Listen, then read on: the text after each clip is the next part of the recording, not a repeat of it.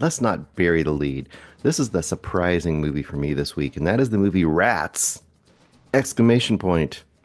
Directed by, let me get this right, Carl Fry, and Maxwell Malik. Whoa, can I say it right? Malikinsky, Maliansky. I can't say words. I can't say words. Sorry, sorry guys. I butchered your names, but blame it on the after effects, the drug-like after effects of watching Rats. That's what I blame it on. Okay, Rats. This is okay.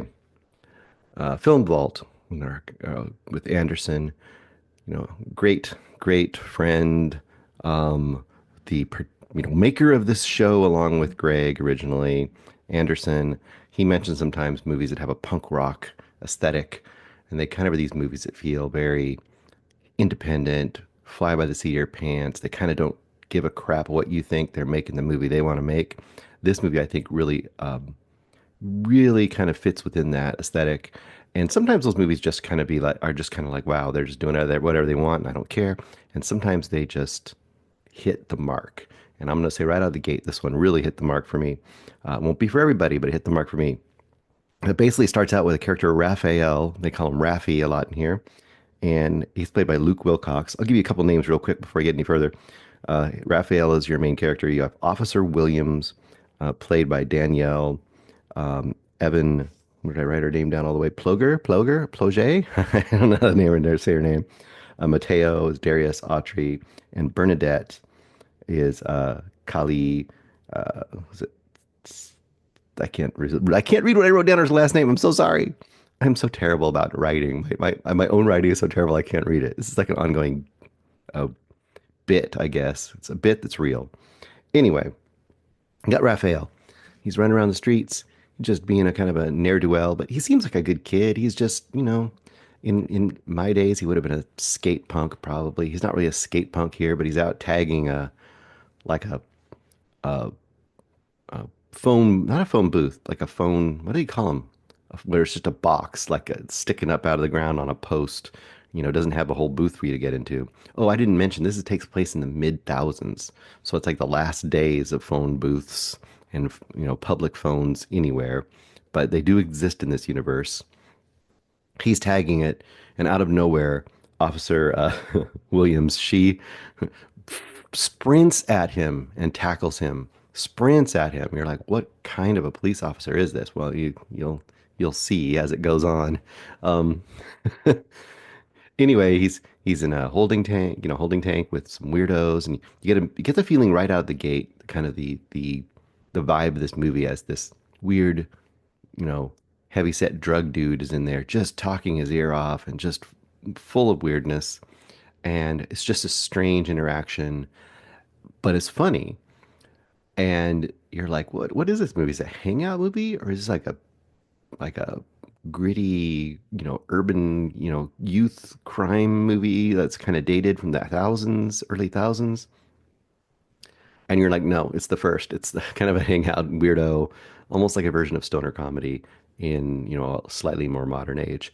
It's not Cheech and Chong era. It's, uh, emo era, I guess.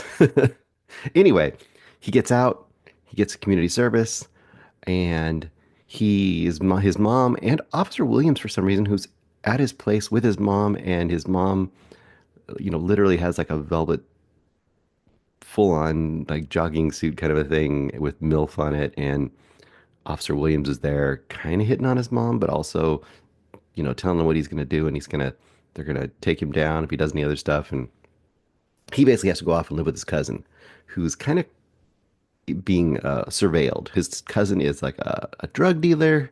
His cousin also might be involved in terrorism? Question mark. Don't know.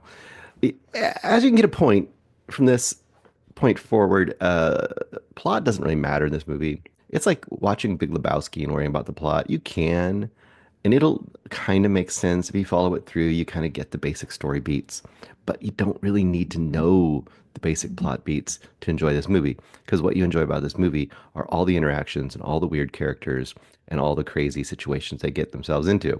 That is the fun. And If you're on board for it, it is a ton of fun.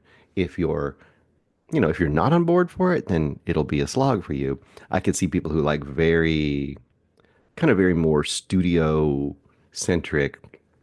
Um, People who like movies that are just much more mainstream are gonna not be down for the vibe of this movie. But if you like things on the rough edges, this movie is definitely for you. So, what are some of the things to love here? Well, the Mateo's place is just as you might think if you've ever been in a house with kind of people hanging out and they're doing drugs and they're just partying all the time. There's various roommates that kind of come in and out and maybe live there and maybe just kind of hang out there. You're not sure. Mateo has a thing. Mateo's his cousin, by the way. Remember, Mateo, first of all, immediately out of the gate, you're thinking when he opens the door, he's going to be this scary drug dude. And he's just like the most friendly, charming dude you've ever seen. Invites his, cousin in, big hug, shows off his pet pig. He has a thing for pigs. I don't know why. They have a roommate that's named, what is his name? Nestor, Nestor the pest. And there's indications he might be kind of a crackhead. They have another roommate. I forget his name, but something goes into play with him later. And from there, it's just weird interaction after weird interaction. Uh, a few things to highlight. Oh, I'm sorry, I'm all over the place, but the movie's all over the place. A few things to highlight. There's a subplot about a killer that's going around leaving severed hands, but instead of saying hands, every character just inexplicably says Hans. I like the word Hanz, but it's Hands, Hans, and no one ever calls it out. No one ever, it's just a thing. It's a thing in the movie. Everyone says Hans, and it never failed to make me laugh. I love the fact that everyone just says Hans. I've been saying Hans, I think, ever since. Um, there's that subplot. There's a subplot of Officer Williams. She is, first of all, the performance is fantastic. She kind of reminds me of uh, the character in Raising Arizona. What was her name? Um, what was her name? Oh my gosh, I can't remember anymore. Um, But you remember the police, she was taking the pictures of the Nick Cage character and they kind of fell in love and the whole subplot of that. It's like her character, but cranked up to 11, starting at 11 and going up from there. She is super aggro. She's like the most aggro cop you've ever met. Uh, and she's constantly like hitting on women like a super misogynistically way. She's, I mean, there's scatological humor with her. There's, there's just ridiculousness from her all the way around. uh, I loved her every time she was there, and she's the kind of person, the kind of cop that would come into a room before they knew what was going on with their gun out, yelling, and tackling people, and that's kind of her personality from the beginning, just going crazier from there. You meet Pflophaus, who's a rapper wannabe that comes over to buy drugs, and he has a whole performance you get to see, which is amazing. You have a backyard party that's insane. You've got a whole subplot of um, Raffi having to go and do community service and meeting a girl there and their whole subplot and what happens to them. There's Hot Topic, not real Hot Topic, but Hot Topic kind of references in here. There's a subplot with a couple who are trying to be a news reporter cameraman duo and their weirdo relationship. There's neighbors that have a whole thing going on I'm not going to talk about. There's is it FBI or CIA? I forget. FBI, I think. Surveillance van that's watching Mateo's place and their whole subplot. And all these characters are just fun. There's gross humor. There's dumb humor. There's scat, like I said, scat humor. There's drug humor. It's disgusting to some people, but I just found this delightful, delightful in every way. So I guess in the way out, I would just say, like, how would what's the recipe for this movie? Like, because I know you're probably saying, like, Bruce, I don't really know what this movie's like. I don't have a good feeling. I feel like I'm not sure what to get from this movie or why would I like it or not like it. And I think if you imagine this is like a recipe for an item, a drink, this is a recipe for a health drink. And you got your blender there and you start out and you're like, I'm gonna throw in a little bit of John Waters, but might be a little bit too sour if I put just John Waters in there. Let's put in some Greasy Strangler. Throw some Greasy Strangler in there. Just get all the drugs, throw them in there. Um, you got to get at least one severed Hand, throw it in there. Got to put on some music. So what music would you put on? I don't know. Is that Bad Religion? I know there's a lot of like Enigma and other music label influence on this as well. Bad Religion would be a good one, but I'm thinking it's a little more like Gigi Allen, maybe a little more disgustingly in your face.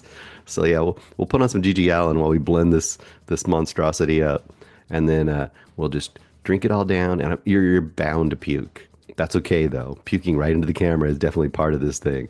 And then there you go. You got it. Rats. 5 stars. 5 stars. Rats. I wanted to watch it again the minute I saw it. I had to watch other movies instead, and I was sad because I needed to watch more Rats. 5 stars on my top of the list. Well, I don't know if it's top of the list. It's in my top of the year so far. It's early. I don't think this will leave my list for top of the year so far. Hey guys, thanks so much for watching this video. For more movie and television reviews and interviews, please subscribe to my Deepest Dream channel. Like, comment, share, subscribe. And as always, thanks so much for your support. Take care.